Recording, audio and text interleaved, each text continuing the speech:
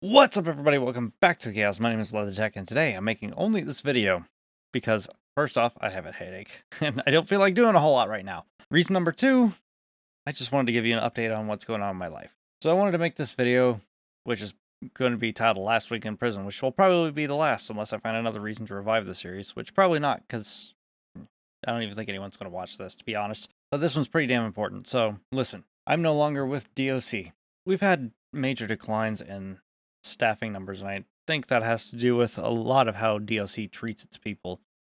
You're treated like crap, at least in Missouri's Department of Correction. I was constantly working overtime. I just had no time to myself, no time to think. I had to wake up really early in the morning because I had to be there by 6:30 in the morning and stay there all the way till 4:30, possibly later, depending on if I had to work overtime that day. It was a complete mess. Now, I originally wanted to try to get something with better hours, but the only way for me to get better hours is to literally bid on stuff that no one wanted. So to start off this whole escapade of crap that I actually had to endure, I originally started there as a utility officer on morning watch, and that's usually when the bullshit started.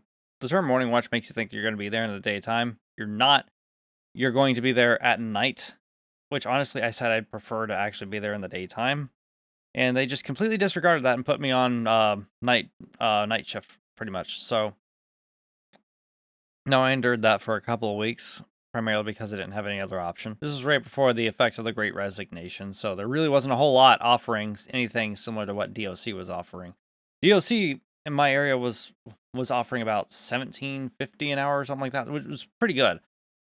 But I stayed there, even though I was treated like shit right away. Now, obviously, I have long hair, which is a safety issue. DOC says that if you're a male, your hair cannot touch your collar.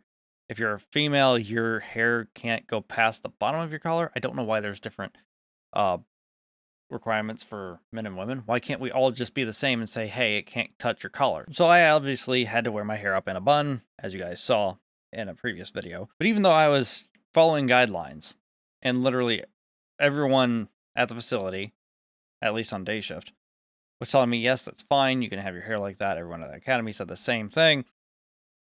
The lieutenant on morning watch actually wanted me to cover my head. Yeah, I was the only one who had to do that. Yet there were women on staff who didn't have to cover their heads. I was told it was because it was unprofessional, or I was also told it was safety. I was given multiple reasons by the exact same lieutenant as to why I couldn't, have my head uncovered. I almost had to go. I was contemplating going to the major when the lieutenant actually went to the major to actually try to get the major to back him up, which the major did not back him up. Now, why did he end up going to the major before me? Because I was pissed off, and I was just pissed off because it was literally right in the middle of the shift when that happened, and it pissed me off, and somebody actually told the lieutenant that I was planning on going to the major. So he went to the major instead, and what did the major decide?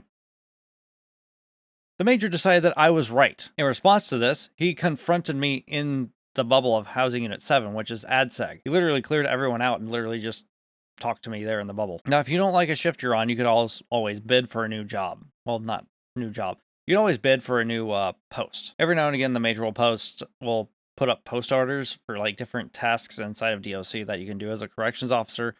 Things like Housing Unit 1, 2, 3, etc. I originally bid on Housing Unit 6, which was honestly in the evenings, which was probably the best shift ever.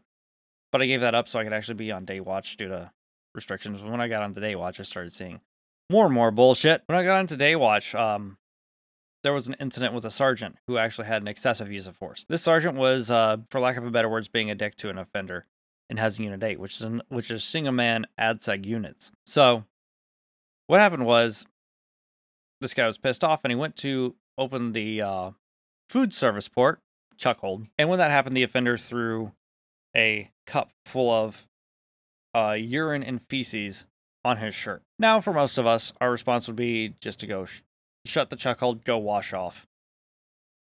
Even though we probably wouldn't have been able to go home, which is stupid. I don't know if given the choice, I'd rather go home and change, but yeah. So, is that what he did? Absolutely not. Instead, he unholstered an MK9, which I will put a picture of an MK9 up for display here. This is a riot can of pepper spray. This is meant for multiple targets that are a long distance away. Or they're foggers, which are meant to fill up an entire cell with pepper spray. It's one of the two. I'm not sure which one he used, but he decided to unload an entire can into the cell. And then he went to the bubble, grabbed 2 more cans, and emptied those into the cell. He used 3 whole cans of Mach 9 pepper spray. There is no situation that should ever call for that. Obviously, he was stripped of his stripes and his blue shirt and probably fired from DOC, right? No, he is still a sergeant there to this day, with almost no reprimand. Also, bidding on jobs, you actually have a hard time bidding on a new spot if you're new, because everything is dictated by seniority. So the only way I could even get on a day shift is literally by bidding on jobs that no one wanted. I had shit days off. When I first got onto day shifts, I was on Tuesday, Wednesdays off. No one wants that. I also had to go in 30 minutes earlier than everyone else. That sucked. Then eventually I bid on outside hospital relief, which is 10-hour days, 6:30 a.m. to 4:30 p.m. Tuesday, Wednesday, Thursday off. Today is Tuesday, if I'm remembering correctly, which yes it is. So I'd be off now. But I was off the past 2 days because of a recent incident, which I will get to eventually. But it's a relief position, so basically I'm utility. Utility basically just does whatever. If you're missing a officer that day, you're probably going to fill in for that officer. And I only got to go on outside hospital trips if there were enough trips to, tie everyone up. So I rarely went out on outside hospital trips. And when I did, it was a great day. However, about a month ago, they started trying to phase that out. Why? They claimed because we had poor staffing numbers. And everyone else around us has great staffing numbers. So they started trying to slowly phase this out and actually give our hospital stays to a facility that is literally 2 hours away from us. Most of our offenders, when they have health complications, go to the nearby hospital. So it's a 2.5-hour drive for them, 30-minute drive for us. And if they're willing to go 30 minutes to get some overtime at a hospital, why not just have them go to our facility and fix the numbers there? There's also another lower levels facility across the road from us that does have high staffing numbers. Now, why couldn't they just come over to our facility? There was a time where pretty much I only had to work overtime once a week. It slowly got to the point where I was working overtime twice a week. Right before I left, the week before this one, I worked overtime every single day. And the reason why I kept having to work overtime was because of our staffing numbers, which wouldn't be a problem if they actually treated us good. I had 135 vacation hours that I couldn't use. If I used sick time and I got put on a plan, which basically is a disciplinary action to make you try to show up for work. They claimed that the reason for that was because there was no way I could have sick time when I actually had quite a bit of sick time when I actually did that. Bear in mind, DOC is currently under 2 class action lawsuits for people not getting paid the money they were supposed to get paid for overtime. One of which I am now a part of. Also, the week prior to this one, which kind of led up to this, there was one defining moment, like a couple days ago, which made me said, no, this is not worth the money I get paid. Now, I already mentioned that they were trying to phase out hospital stays, which was the whole reason why I was there. Like, I'm already not doing my job. You're telling me that my job's not going to be a thing anymore. And they're going to try to push me back to just regular 5-day-a-week schedule. It kind of sucks. But they had me constantly going to housing units 7 and 8, pretty much the hardest houses to work, because it's all ad seg. Well, we were watching our numbers drop like flies. One day when I stayed over, the sergeants and lieutenants actually mentioned that they were running at the prison at bare minimum numbers. Fast forward to about 2 weeks ago, I was actually working in housing unit 7. Low numbers, obviously. But the problem was, the housing unit was full. Now, people who do something wrong in the prison, who get a write-up, who need to be put on disciplinary notice, which honestly I don't agree with because it doesn't work, they go to housing unit 7. Well, housing unit 7 was full. We had to release some people back into GP before we could bring more people in, and we were about to have more transfers the following day. Low staffing numbers plus housing units being full. I mean, anyone can look at that and say that the reason why this is happening is because the offenders know we are short-staffed to the point where they can try stuff and get away with it. They were testing the waters. Not to mention, as far as having low staff numbers and people getting mistreated, one of the reasons why a lot of people started leaving was because on evening shift, this is the shift that's after mine, they had pretty much gone through and mandated, which basically means that they had told you, they ordered you had to stay late. for an indeterminate amount of time. Could be there for 4 hours, or you could be there for 8 hours. It's unknown. They had gone through the whole list. And they'd actually, a lot of people had actually said, no, they're not going to stay. They'll fill out an inter-office communication, or IOC, and yada, yada, yada. So in response, the captain of Morning Watch actually just wrote literally everyone on Evening Watch up. Fast forward to last Friday. At this point, my facility was actually in dire need of people. And the only way they could keep the facility functioning normally is if they took some caseworkers, pulled them off their current job, and let them work as corrections officers for that day.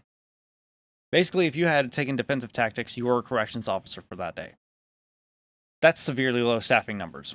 We actually had more caseworkers working as corrections officers than corrections officers. The following day, I was in Housing Unit 3, which is the worst house ever.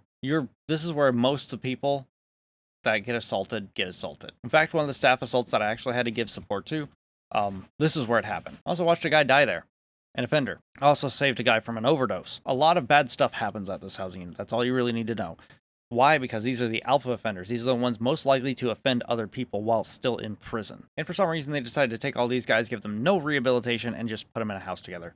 Isn't that great? Well, our staffing numbers were so short, we actually had to put the entire camp on lockdown.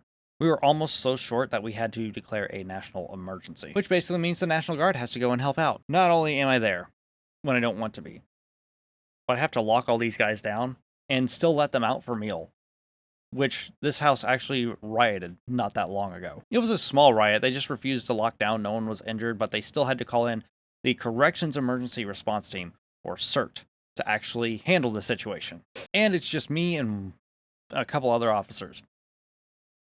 Great. That wasn't until evening shift, when they had the same numbers. And I was actually wanting to go home. I did not want to be there. I did not want to stay late. In fact, I was going to refuse mandation to go home on time. But the lieutenant sweet-talked me. He said, hey, could you just stay until Officer so-and-so gets off of mainline, which is the meal. Basically, we were serving the dinner meal at that point. Now, the first question I asked is, are we running mainline normally?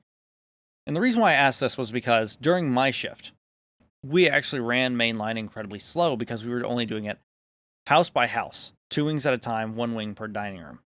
Each house has 4 wings. That takes a long time, considering there's 4 housing units on each side of the prison to serve. There's an A side, which is general population, which is where I was, in Housing Unit 3, the worst house. And then there was B side. The B side moves a whole lot faster, and the reason for that is because you only have 2 houses that come out. And the other 2 houses are fed in-house. However, if we're running mainline normally, we'll run on GP, which is the side I was on. We would run 2 houses, 2 wings at a time, 2 wings per dining room, which is a lot faster. And that's why I asked if we were running mainline normally, because that would factor into my decision making. To which the lieutenant responded, yeah, we're running mainline normally. Which means that I'd probably only have to spend maybe an hour. Maybe less, because he might be on B side and he might get done sooner. So I agreed. That was the last mistake I would make at that prison. They ran mainline the same way we did on day shift. Slow. Normally, I would be out by 4:30. I thought I was going to get out at 5:30, because that's usually how long mainline takes. When did I get out? 7:30. Very, very slow. Worse yet, my house was last. And guess what? They had been locked in their freaking housing unit all day. They had missed rec.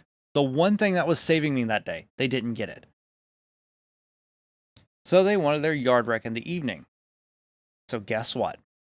The entire house refused to lock down. The lieutenants actually had to come help us out. And seriously, whenever he said that everyone had to lock down before we start rec, all the prisoners in each wing yelled, "Fuck you," to us. And it was pretty much like that all day. The COs were blamed for this decision.